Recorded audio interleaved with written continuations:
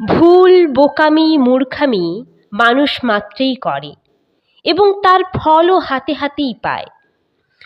অতি বড় বুদ্ধিমানও অনেক সময় মূর্খের মতো কাজ করে বসেন। বাদশাহ আকবরের মতো অতি বিচক্ষণ এবং অতি বুদ্ধিমানও তেমনি কাজ করেছিলেন। একবার এক অশ্ব ব্যবসায়ী নানা জাতির ভালো ভালো ঘোড়া নিয়ে বাদশার কাছে এসেছিল বিক্রি করতে। বাদশাহ তার থেকে একটা পছন্দ মতো ঘোড়া কিনলেন এবং ওই একই জাতের একটি মাদি ঘোড়া চাইলেন, কিন্তু তার সঙ্গে ওই জাতের মাদি ঘোড়া ছিল না। ব্যবসায়ী জানালো অগ্রিম পেলে সে ওই জাতের একটি মাদি ঘোড়া এনে দেবে। বাদশাহ রাজি হলেন এবং দাম দস্তুর ঠিক করে এক থলি স্বর্ণমুদ্রা তাকে অগ্রিম হিসেবে দিলেন।